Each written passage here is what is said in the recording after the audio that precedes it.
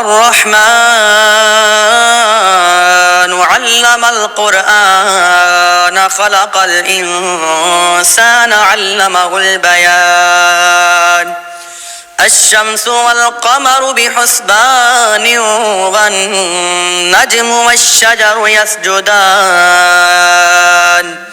والسماء رفعها ووضع الميزان ألا تطغوا في الميزان وأقيموا الوزن بالقسط ولا تخسروا الميزان والأرض وضعها للأنام فيها فاكهة والنخل ذات الأكمام والحب ذو العصف والريحان فبأي آلاء ربكما تكذبان خلق الإنسان من صلصال كالفخار وخلق الجان من مارج من نار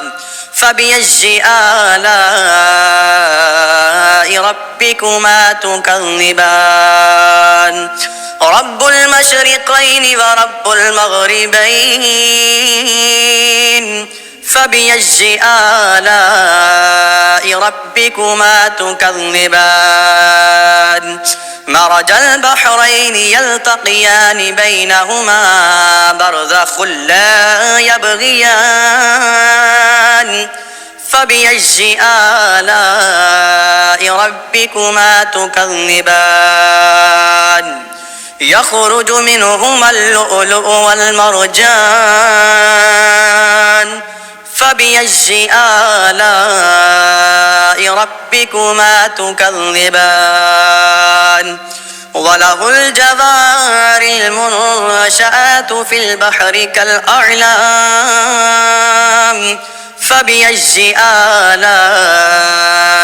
ربكما تكذبان كل من عليها فان ويبقى وجه ربك ذو الجلال والإكرام فبأي آلاء ربكما تكذبان يسأله من في السماوات والأرض كل يوم هو في شأن فبأي آلاء ربكما تكذبان سنفرغ لكم أيها الثقلان فبأي آلاء ربكما تكذبان يا معشر الجن والإنس إن استطعتم أن تنفذوا من أقطار السماوات والأرض فانفذوا لا تنفذون إلا بسلطان فبأي آلاء ربكما تكذبان يرسل عليكما شواظ من نار ونحاس فلا تنتصران فبأي آلاء ربكما تكذبان فإذا انشقت السماء فكانت وردة كالدهان فبأي آلاء ربكما تكذبان فيومئذ لا يسأل عن ذنبه إنس ولا جان فبأي آلاء ربكما تكذبان الرحمن يعرف المجرمون بسيماهم فيؤخذ بالنواصي والأقدام فبأي آلاء ربكما تكذبان هذه جهنم التي يكذب بها المجرمون يطوفون بينها وبين حميم آن فبأي آلاء ربكما تكذبان ولمن خاف مقام ربه جنتان فبأي آلاء ربكما تكذبان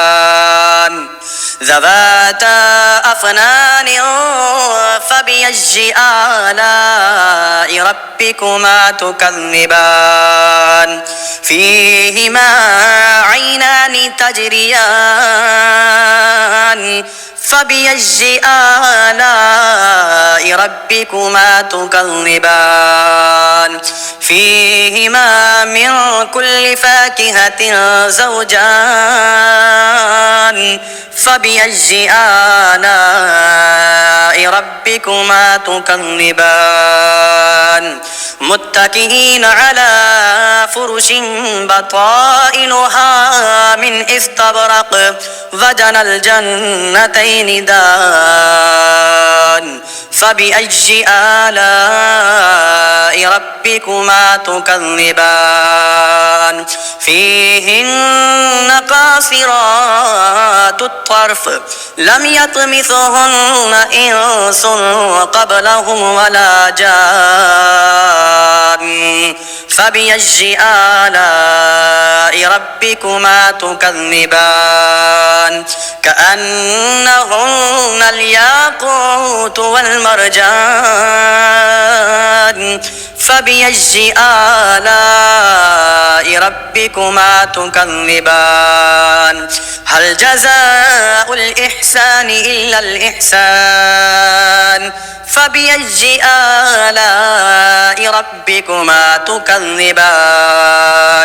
ومن دونهما جنتان فبأي آلاء ربكما تكذبان مدهامتان فبأي آلاء ربكما تكذبان فيهما عينان نضاختان فبأي آلاء ربكما تكذبان فيهما فاكهة ونخل ورمان فبأي آلاء ربكما تكذبان فيهن خيرات حسان فبأي آلاء ربكما تكذبان حور مقصورات في الخيام فبأي آلاء ربكما تكذبان لم يطمثهن إنس قبلهم ولا جان فبأي آلاء ربكما تكذبان متكئين على رفرف خضر وأبقري حسان فبأي آلاء ربكما تكذبان تبارك اسم ربك ذي الجلال والإكرام